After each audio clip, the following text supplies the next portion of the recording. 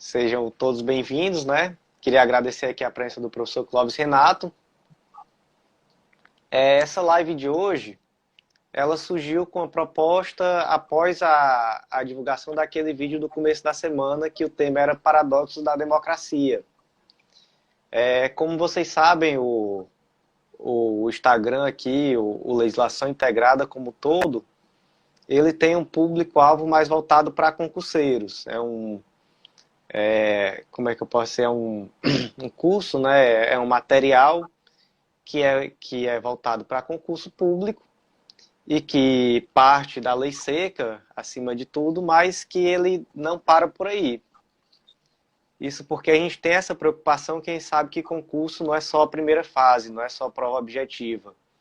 Então, a gente sabe que é necessário, às vezes, aprofundar um pouco os temas, trazer uns temas um pouco mais filosóficos, que é o que a gente sabe que hoje cai em segunda fase, cai em prova oral e etc. E aí a gente trouxe esse tema, que é Paradoxos da Democracia, ou Paradoxos da Liberdade, e já foi um vídeo que teve uma aceitação muito boa, muita gente questionou, trouxe dúvidas, etc. E aí o professor Clóvis Renato também trouxe alguns questionamentos acerca do vídeo e propôs essa live para a gente poder aprofundar ainda mais essa matéria. E aí, para quem não conhece, o professor Clóvis é mestre e doutor em Direito aqui pela Universidade Federal do Ceará. Ele é professor de algumas faculdades aqui do estado. Não sei se hoje o senhor está dando aula em graduação ainda aqui ou só em pós-graduação? Após. Hoje ele Só está só na pós-graduação, né? Mas tem aí advogado sindicalista também, diversos sindicatos aqui do estado do Ceará. Já foi, salvo engano, por 2 vezes representante do Brasil na OIT. Então tem uma bagagem muito boa para fazer esse histórico junto com a gente, dessa questão, desse tema e aprofundar bem esse tema que é paradoxo da democracia. Eu passo a palavra para ele, se ele quiser fazer aí falar alguma coisa antes de eu começar a introduzir. não, só uma saudação, agradecer ao convite, ao doutor Bruno, né?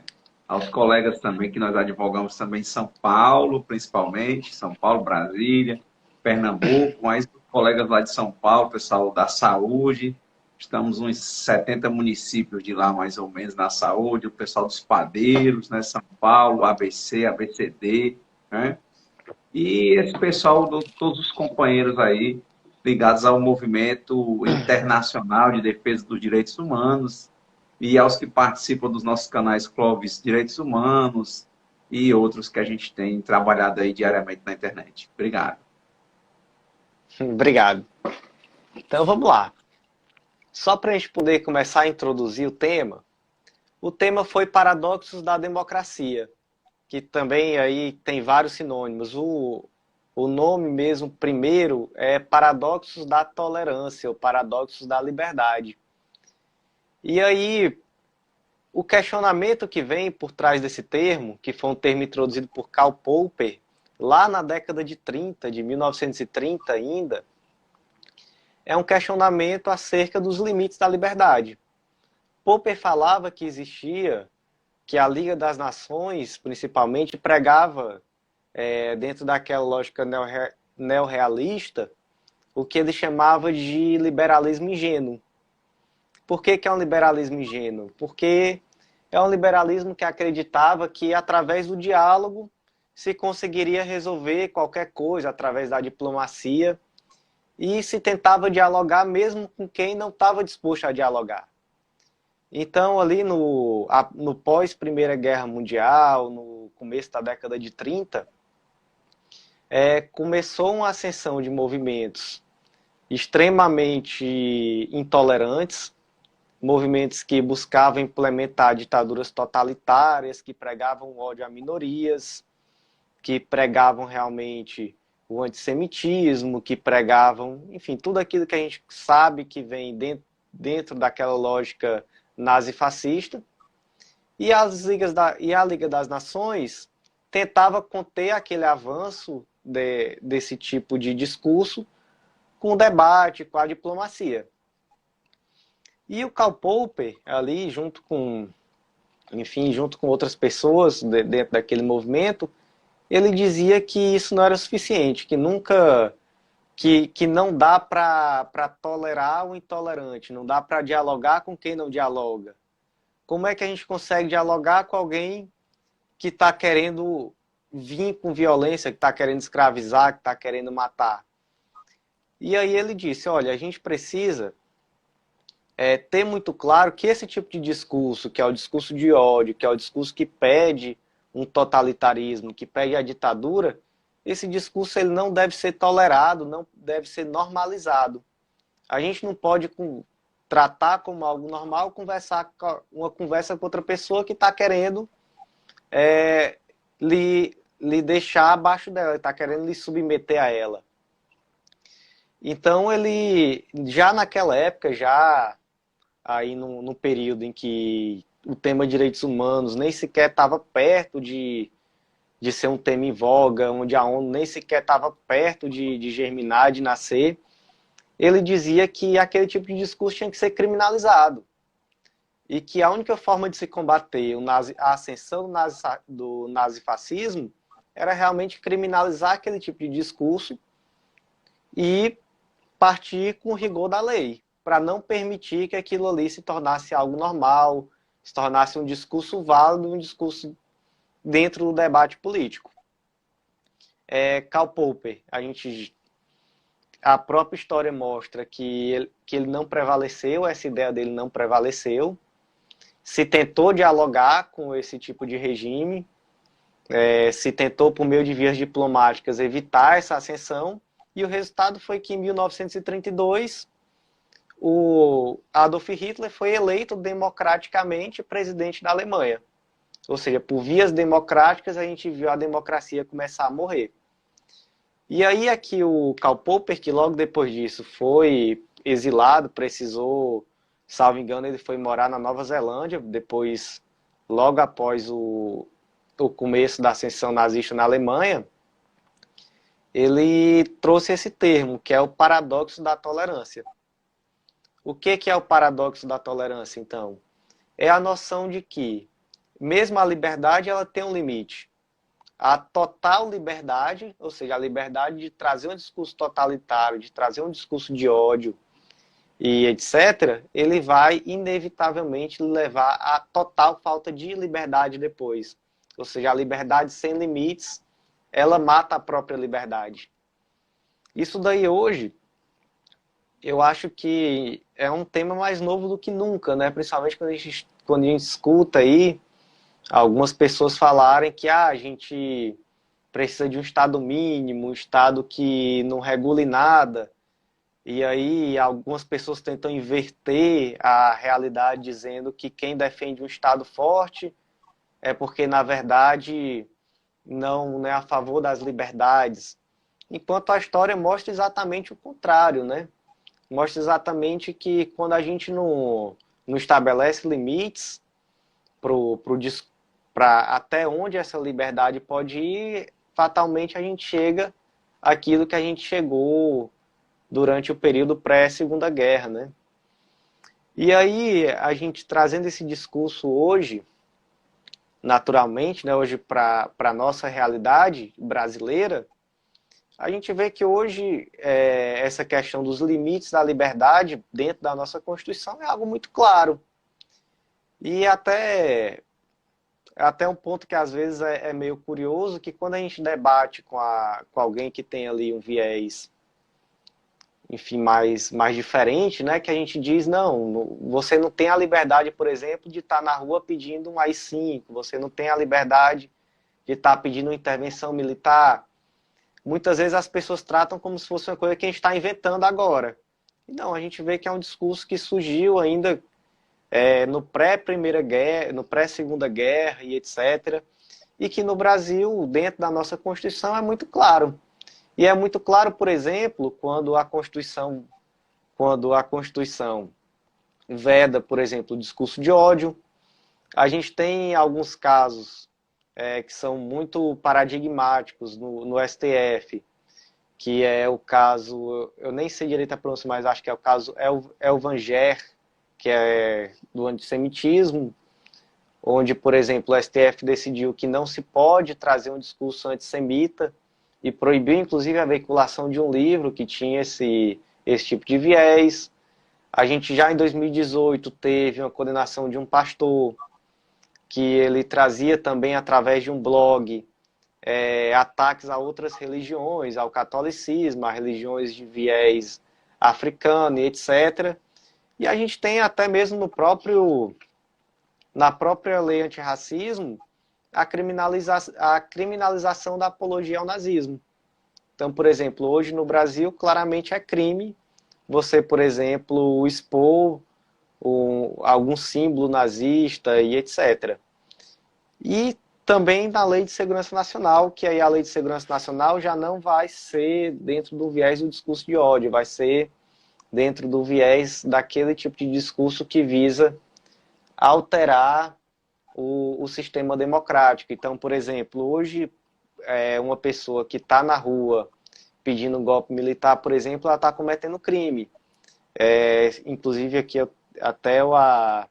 anotei aqui o artigo 23 da Lei de Segurança Nacional, que é incitar a animosidade das Forças Armadas entre si ou com outros poderes ou com a sociedade civil. A nível de, como o Dr. Clóvis vai mostrar bem melhor, a nível mundial, a nível internacional, essa questão dos limites da liberdade é algo muito bem delimitado, muito forte dentro do direito internacional. Ele vai falar aí sobre jus cogens, enfim, ele vai aprofundar bem nisso daí. E isso daí vai mostrar que essa situação não é tão somente brasileira, mas é mundial. É claro que a gente tem aí outros países, e talvez o melhor exemplo disso seja os Estados Unidos, onde o peso que se dá à liberdade é um peso muito maior. Então, esse limite da liberdade ele é muito mais amplo, por exemplo, quando a gente pensa em Estados Unidos. Então, hoje, nos Estados Unidos, por exemplo, a gente tem a Ku Klux Klan, que até hoje sobrevive como uma instituição que é legalizada, funciona legalmente, e quem sabe que tem um histórico de atentados contra negros, e de escravização, de mortes, de situações completamente absurdas. Inclusive, muito recentemente, teve não sei se vocês aí se lembram, mas houve ali uma grande onda de protestos devido a uma estátua de confederados do tempo ali do tempo anterior à Guerra de Secessão norte-americana, onde membros da Ku Klux Klan estavam ali fazendo a passeata, e essa passeata era perfeitamente legal para os padrões norte-americanos. Então, assim, lá realmente a questão de discurso dos limites da liberdade tem um viés muito diferente do que é no resto do mundo. Realmente do que é no resto do mundo. Mas eu diria até que o Brasil está mais próximo daquilo que é a regra, que é essa noção realmente de que a liberdade não pode contemplar, por exemplo, o discurso de ódio ou enfim, um discurso que venha atentar contra a própria democracia. E aí, fazendo essa introdução, eu passo a palavra para o professor Clóvis, e aí ele segue. E aí, como é que a gente controla o tempo? Quantos minutos, mais ou menos? Não, eu penso... Pode ficar à vontade. Aqui até agora a gente está com 16 minutos. Então, vamos nessa. Vamos lá. Bom, primeiro, boa noite mais uma vez a todos e a todas. É interessante, né? Eu não falar, começando aí pelas palavras do professor Bruno, essa questão de Estados Unidos. E olhar coisas, às vezes, às vezes, adentrar uma profundidade. Um dos livros que eu achei mais interessantes era de um professor de Harvard chamado Michael Sandel, chamado Justiça. Ele tem um livro chamado Justiça e outro, O que o direito não compra, o dinheiro não compra. E lá no Justiça, ele vai dar aula de filosofia com a praxis, né, com a prática dentro dos Estados Unidos, como é que as coisas funcionam. E você começa a identificar, que é o que ele começa a mostrar, que os Estados Unidos não tem essa hegemonia de liberdade do jeito que a propaganda dos Estados Unidos fala. Então, como aqui tem um viés mais acadêmico, não é? É importante que a gente evite o senso comum, né? Para que a gente seja mais específico. Quem quiser se aprofundar sobre a matéria Estados Unidos e liberdade, e liberalismo, né? É importante ler o livro Justiça, do Michael Sandel. Você vai ver que não é algo fácil. É muito difícil, por exemplo, um país de se dizer liberal tendo uma feição religiosa. Então, já é um dos grandes conflitos que há dentro do parlamento que dificultam as ações do executivo lá nos Estados Unidos. Então, você lê, vale a pena uma infinidade de leituras desse livro. Eu estou até pensando em breve em trabalhar no meu canal, Clóvis Direitos Humanos, alguns tons que ele apresenta. Porque as pessoas não discutem isso. O que foi discutido agora, por exemplo, do aumento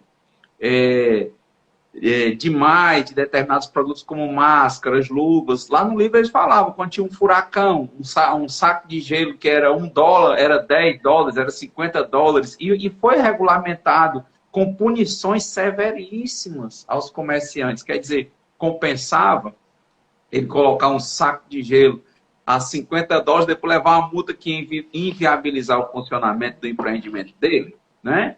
Então, não é bem assim. Né? A gente tem que fugir do senso comum. Assim como quando a gente diz assim, o mundo inteiro, né? É muito mundo, porque a ONU tem 193 Estados-membros. A OIT já está em 184, às vezes 187, por isso fica discutindo dentro das agências. Então, nem se tem fechado ainda a divisão do mundo, e não é porque a noção de Estado ela começa com o nome de Jean Baudin no século XVI.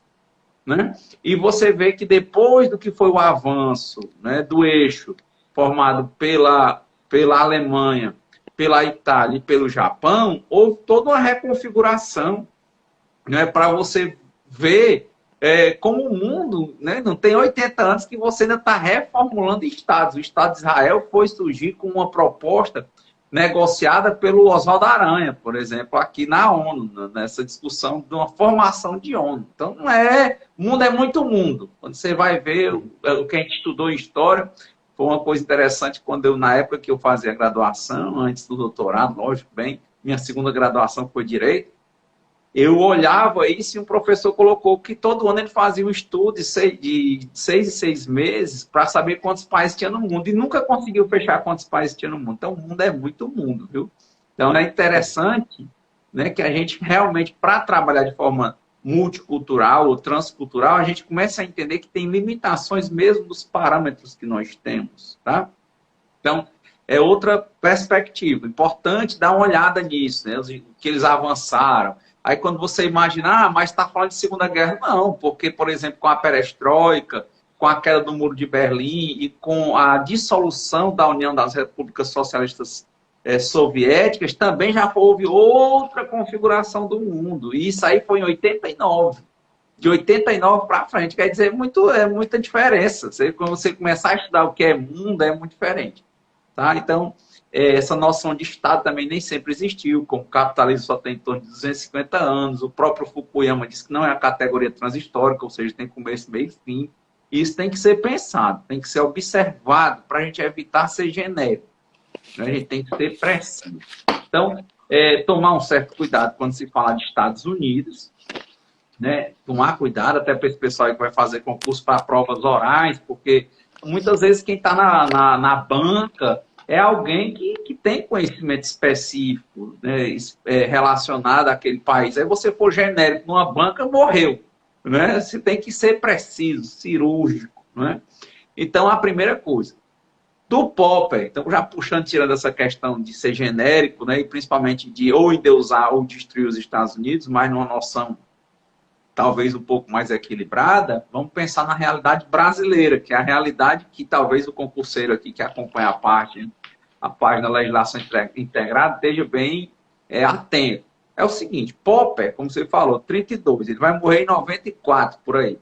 Certo? 94. Essa teoria dessa discussão, como eu disse, era um mundo diferente. Historicamente, quando você vai pensar a gente só começou a avançar, inclusive a nível comercial, de estados, melhor delimitação de territórios. Você estudar hoje o que é a Armênia, né? Você estudar o que é a Polônia, né? Estudar tudo isso, de toda uma vida de guerras, que foi o que aconteceu, né? Só houve maior estabilização quando houve diálogo. Né? O grande problema que há é o tempo. Aquela coisa antiga quando a gente começa a fazer direito. O que é o tempo? O tempo é assim, justiça tardia é injustiça. A discussão é, hoje não há uma noção predominante mundial de soberania absoluta. Há uma lógica majoritária de soberania mitigada, certo? Principalmente quando você pensa, não no mundo todo, mas você pensa nos 193 estados que são partes dos tratados, na maioria, mas que são membros da Organização das Nações Unidas. Tá? Então, é importante que a gente relembre isso. Mas o modelo brasileiro, dentro dos países do mundo, é um dos modelos que está melhor delineado para solucionar essa questão do paradoxo da democracia que foi falado. Primeiro, porque quando você começa a pensar nisso, você já tem hoje uma noção de direitos ligados aos direitos internacionais gerais, que são chamados os jus cogens, e os direitos humanos estão neles, isso é importante. A nível de Brasil, isso e a nível internacional, vem na Convenção de Viena de 1969, que é a convenção que trata sobre o direito dos tratados. Tá? Ela só foi ratificada aqui no Brasil em 2009 pelo decreto 7.030, tá? Mas está ratificada pelo Brasil. Status, né, nessa perspectiva de supralegalidade a nível interno, mas quando você fala a nível internacional, você vai ver que não tem nada a ver. Lá, se você é membro desses estados, você tem esse compromisso diante do princípio da boa-fé, de cumprir e de se esforçar para ratificar todos os tratados e cumprir em plenitude. Certo? Tanto que se discute até que não precisa você ratificar ou assinar um tratado de jus cogens, você tem a obrigação de cumprir. Mas, como eu falei, para não entrar em linhas de discussão, já que muitos colegas aqui são concurseiros, né? Uma linha bem firme, Convenção de Viena de 1969, veja, pós essa discussão toda, veja que o mundo não parou com a Segunda Guerra Mundial, não parou com guerra, nós entramos dentro da Guerra do Vietnã, a França que tinha sido tomada pelos nazistas, depois pega o apoio dos aliados e vai lutar pelo Vietnã, que ele estava exatamente, o Ho Chi Minh, ele tinha tentado conseguir daquela ideia de independência que vinha do colonialismo. Fim, o que houve na Segunda Guerra foi o fim da história de colonialismo. Assim, a ideia de fim. Porque, por exemplo, a Revolução dos Cravos em Portugal foi em 74. Então, Portugal ainda tinha Moçambique, Guiné-Bissau, Angola, né? Tudo isso sob seu domínio, com a Revolução dos Cravos, aquilo se soltou. Então, quer dizer, ela alerta para isso. Você viu que Hong Kong saiu há pouco tempo do domínio colonial inglês. Então, era um sistema que foi sendo diluído. Né? Foi sendo diluído essa questão das colônias. Então, a França foi lutar pelo Vietnã e foi uma guerra que ela perdeu e que os Estados Unidos entraram e perderam também. E nesse período, exatamente 69, vem a Convenção de Viena. Tá? Então, vindo a Convenção de Viena sobre tratados, vem pela primeira vez na história um compromisso das Nações Unidas de cumprirem os direitos dos tratados, em especial os tratados que têm a ver com direitos humanos, que são eles. Eles reconhecem, por exemplo, aí você vai encontrar, por exemplo, na Convenção de Viena, artigos 27, 53, 64, não é? Lembre, onde é que você vai ler isso? Você, concurseiro ou concurseiro, do decreto 7030 de 2009, que no Brasil ratifica a Convenção de Viena de 69, tá? Ele fala exatamente que não se pode, no artigo 27, invocar direito interno, certo? Para inadimplir normas internacionais. Não pode. Principalmente quando se trata de jus cogens. No 53, ele diz que fala que esses direitos jus cogens, que tem a ver com direitos internacionais gerais, né, que são reconhecidos pelos estados como um todo, dizem que desses direitos, nenhuma derrogação é permitida e que só podem ser modificados por uma norma internacional de mesma hierarquia, de mesma espécie.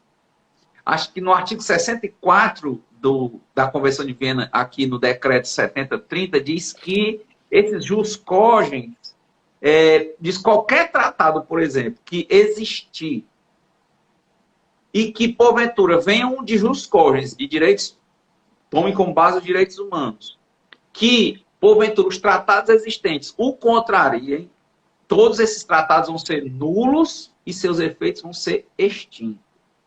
Quer dizer, esse ponto já está firmado. Quando é que você avança mais nisso? Quando você chega no Estatuto de Roma, que é o decreto 4388 de 2002, que institui o Tribunal Penal Internacional e é aqui ratificado no Brasil. Ele funciona junto, lá na mesma cidade, em Haia. Lá tem, veja só dentro do sistema de proteção disso. Você tem a Corte, a CIG, né, Internacional de Justiça, que é contra estados, estados contra estados. Você tem aqui no sistema da OEA a Corte Interamericana de Direitos Humanos, que é em São José, na Costa Rica. Né? Lá você tem a Comissão em Washington e tem a Corte. Aqui, inclusive, que nós somos signatários do Pacto de São José da Costa Rica, que fez com que o Supremo Tribunal Federal, inclusive, requalificasse os tratados internacionais antes da emenda constitucional 45, que coloca o artigo 5º da nossa Constituição, o parágrafo 4º, né, o parágrafo 3º e 4º. Mas o 3º vai dizer a hierarquia e o 4º vai dizer a submissão ao Tribunal Penal Internacional do qual faça parte. Nós fazemos parte. Tá? Então, tem a Corte Interamericana para o cansado Trindade, que foi da Corte Interamericana de Direitos Humanos e hoje está, nós temos sempre brasileiros, tem a Flávia Pelvezan, lá na Comissão de Direitos Humanos da OEA, tá? Nós temos o cansado Trindade no Tribunal Penal Internacional, agora acho que já está na Corte Internacional de Justiça. E ainda tem uma brasileira, acho que era Steiner, no Tribunal Penal Internacional. Então, nós não só somos signatários, nós temos a ratificação internalizada, tanto da Convenção de Viena, quanto do Estatuto de Roma, quanto nós nos submetemos à Corte Interamericana de Direitos Humanos, ao Tribunal Penal Internacional, que julga pessoas, não são estados, tá? E à Corte Internacional de Justiça. Lembremos, antes de 2004, para você, concurseiro e concurseira, antes de 2004, que diz aí o artigo 5º, parágrafo 4º, que o Brasil, a República Federativa do Brasil, se submete à jurisdição de tribunal penal ao qual faça parte, lembre-se, a Convenção de Viena foi ratificada em 2009, beleza. O Estatuto de Roma em 2002, mas não esqueça que a Carta das Nações Unidas, que é de 1945, foi ratificada pelo Brasil, dizendo que, junto com o Estatuto da Corte Internacional de Justiça, dizendo que o Brasil se submetia à Corte Internacional de Justiça em 45. Então, você tem aí só para esse eixo, você está com 4 num sistema de proteção. Você está Corte Internacional de Justiça, Brasil se submeter de quanto? 1945.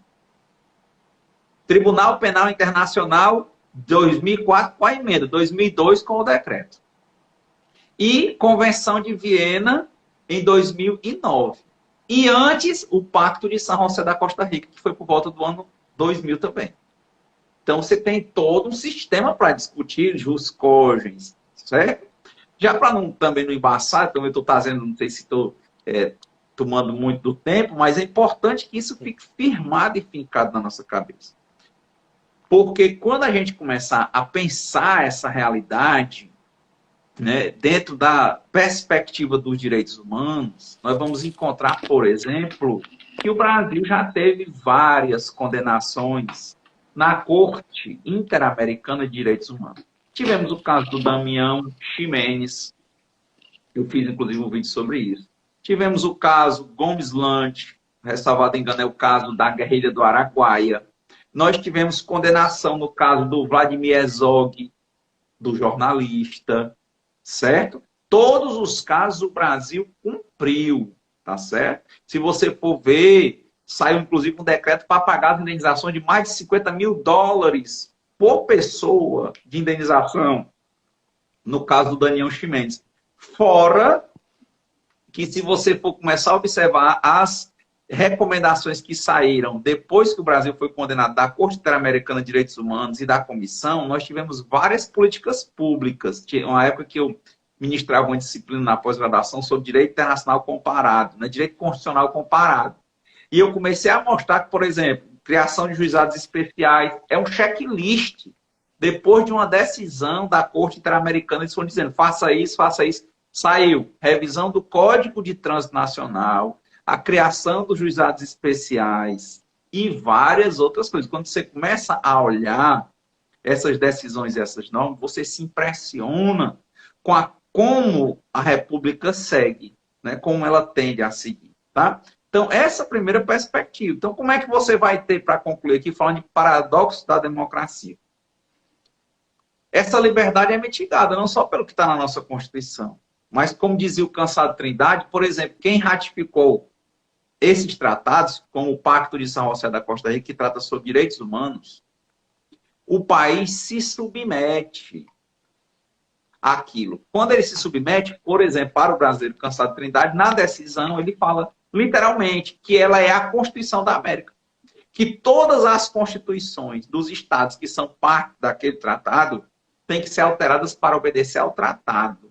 Ou seja, é uma discussão hoje que a gente começa a entender que o direito internacional está numa nova vibe, está numa nova feição, e que ele está centralizado no eixo jus cogens, direito internacional geral, que tem a ver com direitos humanos. Tá? Então, colocamos aí, basicamente, 3 cortes. Corte Internacional de Justiça, Corte Internacional de Direitos Humanos e Tribunal Penal Internacional. Colocamos 3 tratados, basicamente, ratificados. A Carta das Nações Unidas com o Estatuto da CIG, colocamos o decreto que ratifica a Convenção de Viena e o Estatuto de Roma também ratificado por decreto. 3. Colocamos a Emenda Constitucional 45 de 2004 com essa questão dos parágrafos 3º e 4º da Constituição. Tá? Para concluir, é importante ler o artigo 7º do Estatuto de Roma, que está ratificado pelo decreto 4388 de 2002. Né? É importante porque lá ele vai delimitar, por exemplo, antes tinham falado quais eram os crimes. São 4 crimes básicos, né? Crimes de guerra, genocídio, crime de agressão e crimes contra a humanidade. Quando você vê crimes contra a humanidade, lê o artigo 7º. O tamanho, a extensão do artigo 7º do Estatuto de Roma, para que você possa perceber o que é um crime contra a humanidade e que uma pessoa pode ser condenada. Claro, já houve condenações? Já. Por exemplo, você pode ver o caso lá. Teve o Hotel Ruanda, vocês vão ver que já tem condenação. E discussões em várias condenações, eu também lá nos meus vídeos, eu estou começando a trabalhar, talvez a gente comece a trazer algumas jurisprudências que as pessoas pensam a inefetividade, ineficiência. O problema disso é o tempo do devido processo legal. Tá? Porque tem que todo mundo ser ouvido. Tá? O Estatuto de Roma, você vê como ele tem uma possibilidade, uma invasibilidade, pode-se dizer assim, invasibilidade dessas perspectivas.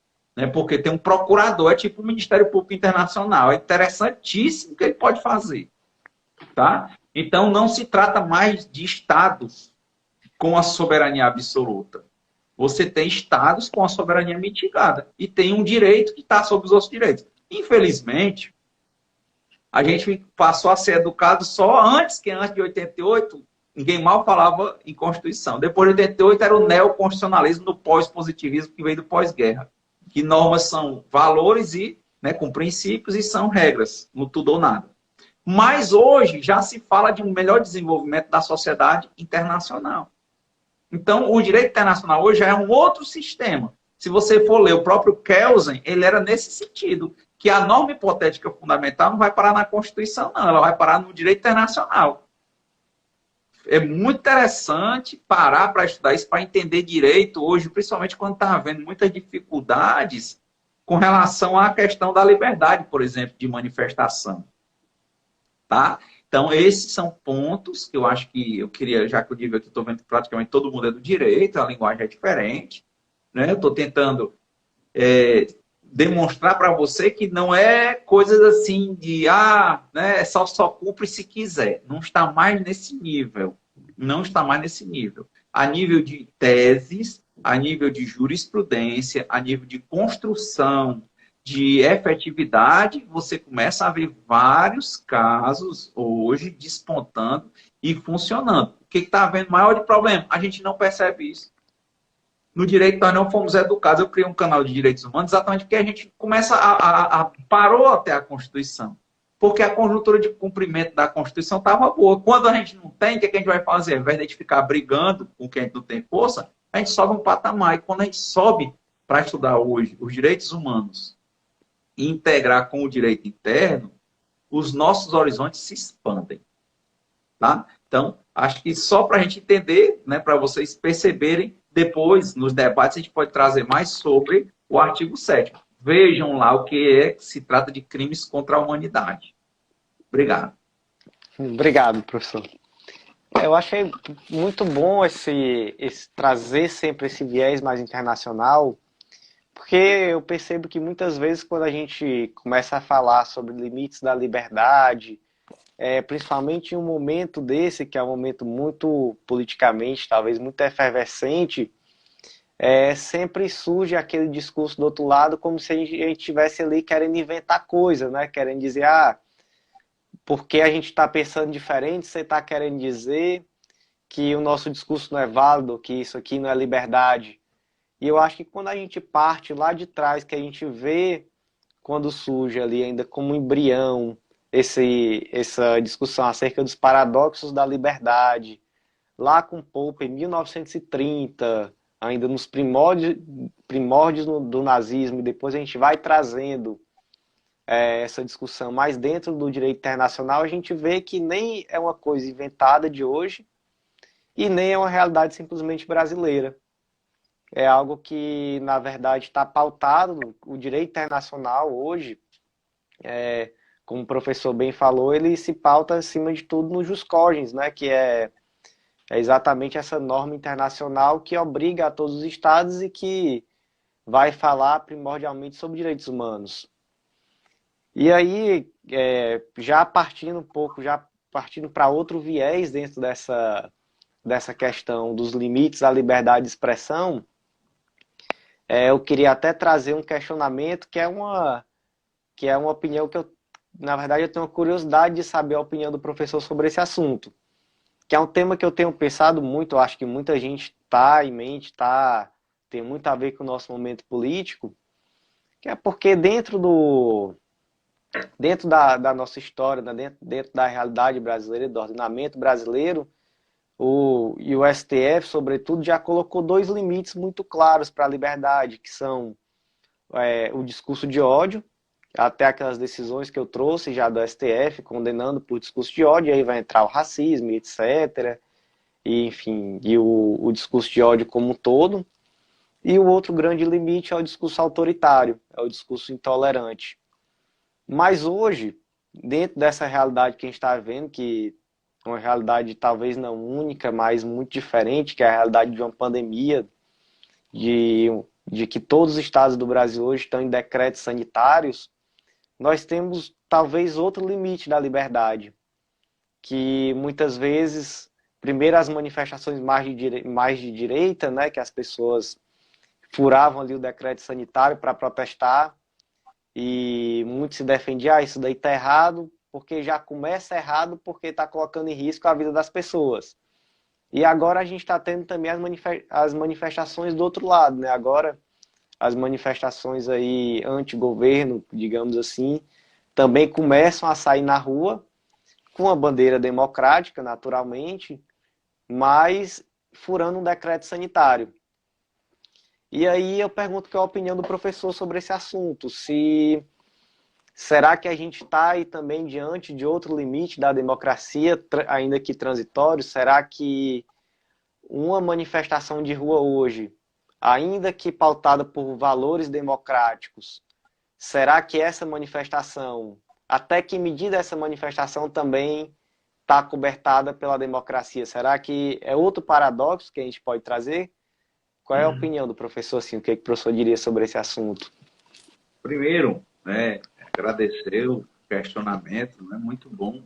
né, ver esse espaço, né? Espero até que continue, sempre me disponibilizo a gente dialogar aqui. Eu estava olhando no instante, o tempo passa, e que legal a gente estar conversando sobre direito no que a gente acredita, né? Sobre efetividade, no sentido do direito acontecer.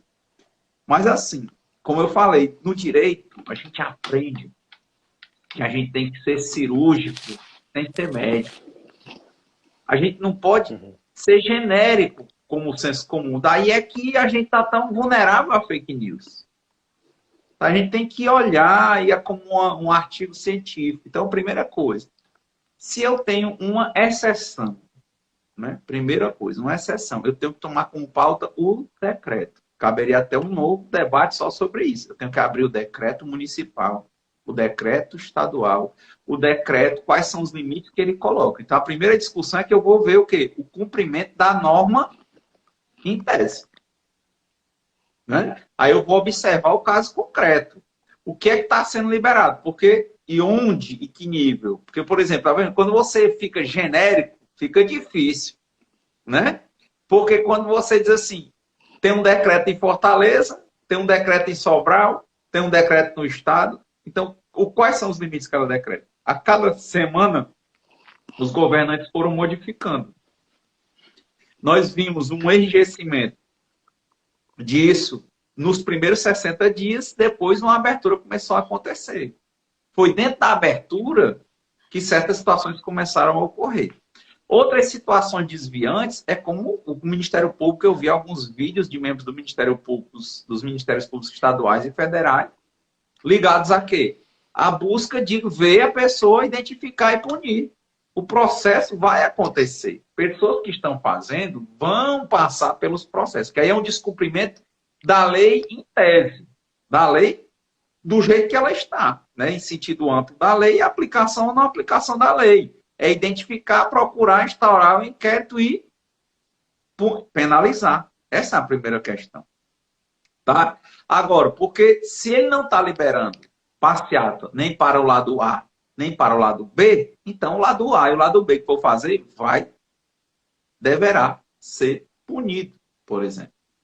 Né? Então, se ele for punido, aí vem a questão. Agora, não necessariamente vai ser todo mundo preso. Não é verdade? Claro. Essa é a primeira discussão. Tem que haver o devido processo legal.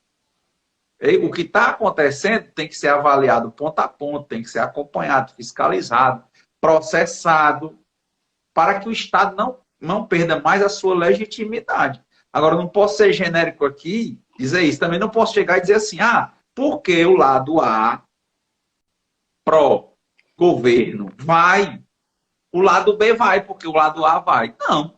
A lei, ela é o quê? Universal. O direito penal, ele é o quê? Cogente, imperativo, sancionário, não é isso? Essas são as questões dele. Né? Então, o Estado tem que cumprir o seu lado punitivo, fazer valer as normas que ele edita. Agora, a partir do momento que eu não tenho análise cirúrgica dos decretos e do nível de abertura, aí eu vou discutir democracia. Né? Até mesmo porque quando você vai punir, por um princípio básico do direito penal, o princípio da o quê? Da individualização da pena. Não é isso? Então, quando eu for individualizar, eu tenho que identificar. Eu não posso dizer que todo mundo que está numa manifestação com a bandeira do Brasil é pró-governo, que por isso que o pessoal começou a usar a bandeira e dizer nós somos 70%. Eu não posso dizer que todo mundo que está do lado do governo assume uma feição que tem algum tom, por exemplo, radical fascista. Eu não posso. Claro. Mas, por exemplo, quando o ministro da Cultura apresentou um discurso que era uma cópia do discurso nazista, acho que do Goebbels, ele foi afastado, não é isso? Agora está havendo um arranjo do mundo para ver se o ministro da Educação permanece. Ou seja, diante das penalidades no direito, eu tenho que identificar quem fez e punir quem fez, seja A ou seja B, porque lá é o quê? Erga omnes. Eu vejo, a norma ela é de aplicação contra todos, não é? Mas na hora que eu vou aplicar inter partes. Parte a parte. Quem errou vai ser punido. né? Então, realmente dá um debate grande, não sei, no outro momento, por causa que você disse que o tempo aqui é Isso. mais curto, mas a gente tem que cada vez ser menos genérico, até mesmo porque a população aqui de Concurseiro deve ter alguém que seja para delegado, alguém que seja para Ministério Público, alguém que seja para juiz, e o juiz ele não vai afastar a lei, ele vai ter que aplicar a lei ao caso concreto e tem que ser muito cirúrgico. Se não tiver prova, o processo se perde. Se o inquérito não for feito no prazo certo, ele também vai ter que ser tornado nulo, a parte vai ser solta. Né? Então, a questão é identificar quem está fazendo errado. Né? Não, eu tenho que evitar a unanimidade, né? Porque toda unanimidade em si ela é burra. Aristóteles já falava assim, né? Enfim, concluindo essa parte, acho que o maior problema, acho que quem estava certo era o Dalai Lama. Eles pediram para ele resumir todos os problemas do mundo em uma palavra. Eu disse, esse aí é sucinto, né? Aí ele disse que se eu resumo, ele disse, resume. Isso é a palavra? Ele disse, ignorante. Ele disse, como assim ignorância? A ignorância tem duas feições. A daqueles que não sabem, nem querem saber. E o pior nível de ignorância que tem é aquele que a pessoa entende errado a natureza das coisas e fica repetindo como fosse certo. Tá? Então, nós no direito, nós não podemos nos dar o luxo de sermos jornalistas genéricos. Nós temos que ser precisos. Se é erro, a gente olha o decreto, a gente olha a conduta, a gente olha as provas, não é isso? E a gente aplica o direito ao caso concreto. Só Isso. o último ponto mesmo. Aconteceu outro caso aqui no Ceará, negócio de uma bandeira, não é? Que tiraram a bandeira do carro de uma mulher, disse que a polícia foi lá. E quando mostraram, até me vieram falar dessa questão. Eu disse, rapaz, é o seguinte, quando eu olhei para as provas, o cara disse, não, mas o policial já se retratou, já não sei o que. Eu disse, pois é, eu acho que era falta de advogado. Porque o vídeo que tem, a distância que dá, não dá para ver, para ser dito o que a outra parte alegou.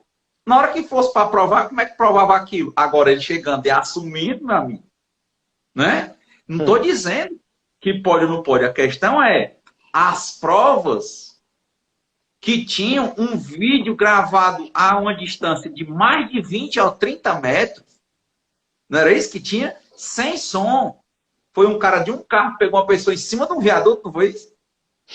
Para você provar aquilo ali, era muito difícil. Mas, como foi genérico, e uma das partes ficou com medo, talvez foi mal orientada, o que ela fez?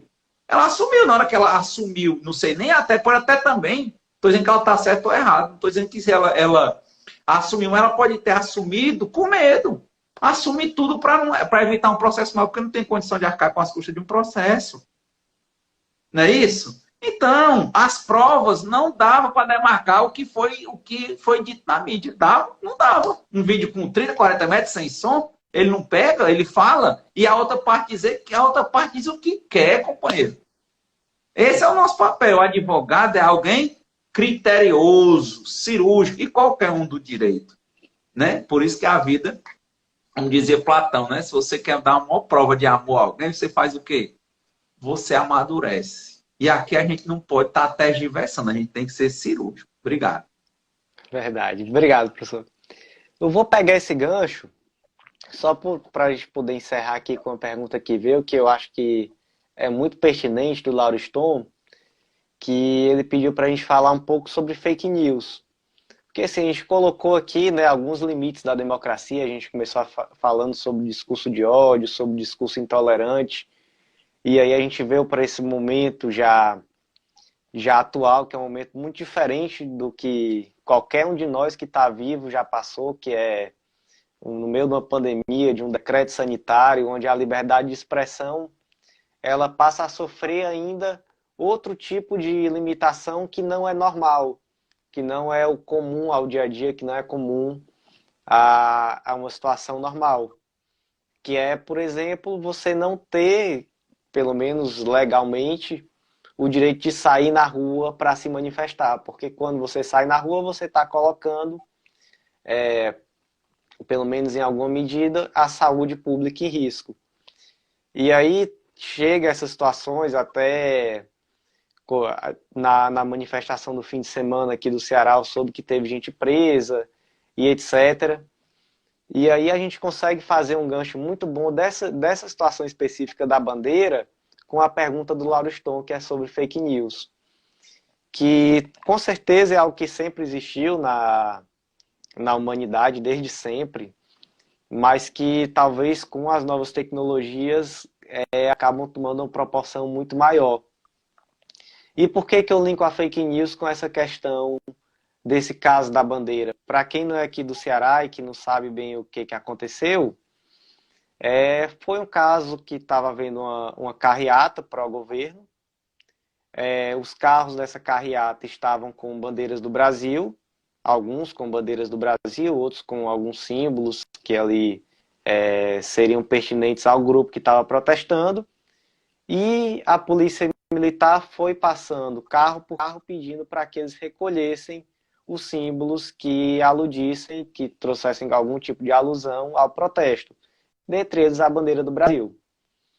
É interessante, por que eu falo de fake news? Porque pouco antes de eu ver esse vídeo, eu estava conversando com minha namorada e ela estava me contando, Bruno, acabou de ter maior confusão aqui em frente ao meu prédio, porque passou uma carreata pro governo, o pessoal que estava na rua começou a xingar o povo que estava dentro do carro, e aí quase teve briga. O porteiro se desceu, fez aquele amontoado de gente, foi aquela confusão.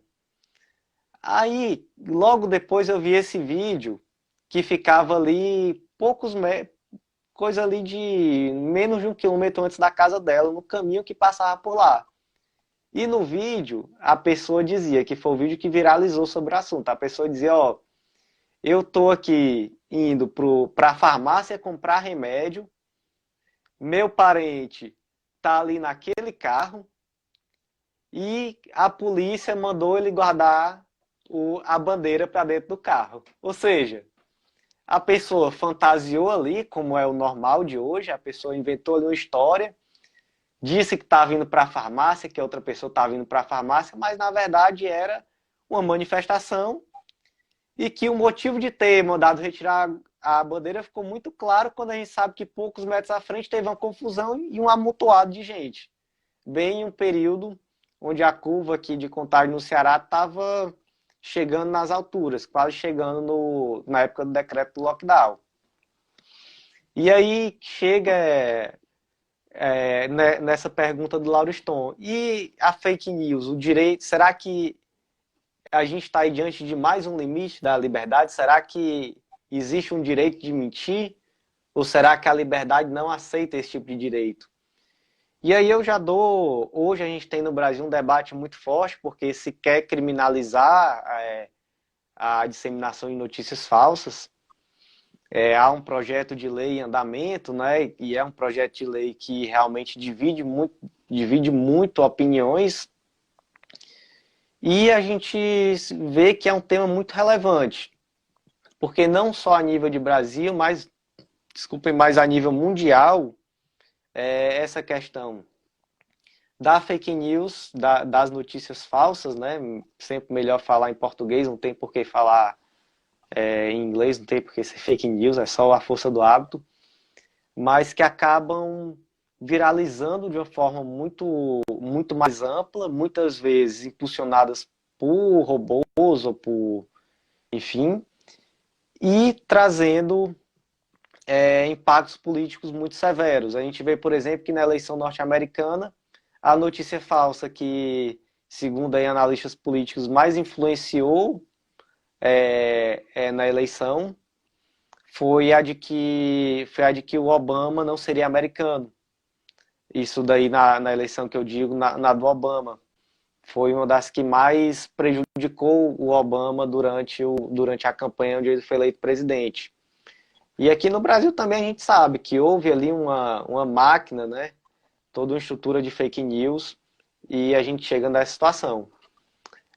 Eu estou vendo aqui que a live está quase chegando em 1 hora e quando ela chega em 1 hora ela fatalmente acaba. Então eu já vou me despedir.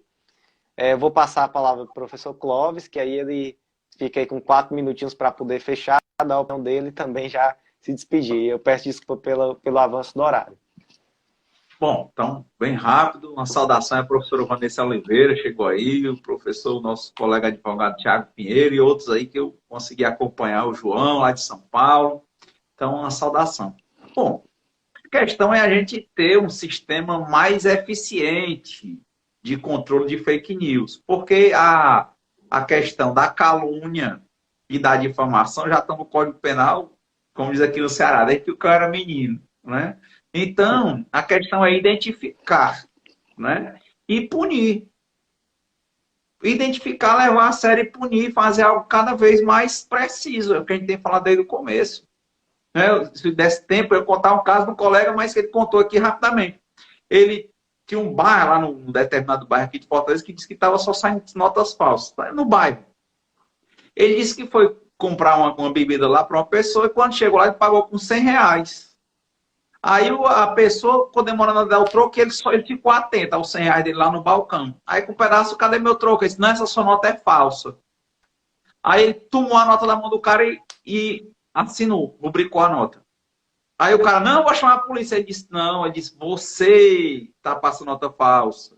Você ia trocar a minha nota. Aí a polícia não ia passando, ele chamou a polícia. Quando a polícia, aí o cara ficou branco. Né? Aí o cara disse, não, não, não, foi não, agora você vai preso. Aí a polícia, não, o que é isso? É calúnia. O que é calúnia? Dizer que uma pessoa cometeu um crime sem ela ter cometido. Aí a polícia pediu a carteira do cara, olhou todas as notas. Não, a nota dele é verdadeira. Disse, pois é, esse rapaz aí disse para todo mundo que eu estava com nota falsa. A polícia, agora faça seu trabalho, prenda ele em flagrante. E aí, fecha o bar, prenda ele, leve ele preso e acabou-se. Né? Quer dizer, a coisa virou imediatamente. Então, a questão é levar a sério, cumprir, ir atrás e punir. Não é isso? É o livro do Foucault, não, mas está aí, vigiar e punir. Aí a gente consegue um nível de resultado melhor. Bom, no mais, obrigado, pessoal, uma saudação, muito bom estar com vocês, parabéns, professor Bruno, uma honra, e estamos sempre à disposição do canal aí Legislação Integrada, que vocês obtenham realmente êxito e sucesso, e muita alegria de viver realizando esses sonhos que vocês têm. Um abraço. Abraço, professor. Obrigado, viu? Agradeço muito também pela presença aqui no canal, ou desculpe, no Instagram. E aí, quem puder conhecer também o Instagram aí do professor é Clóvis Direitos, não é? E O lá no Instagram Facebook Clóvis é Clóvis Direitos. Direitos Humanos, E Clóvis veja Direitos Humanos. Quem puder aí também conhecer, tem um conteúdo muito bom sobre direitos humanos, direito internacional e etc. Então foi isso, gente. Obrigado, boa noite a todos. Agradeço a presença de todos que compareceram. Abraço.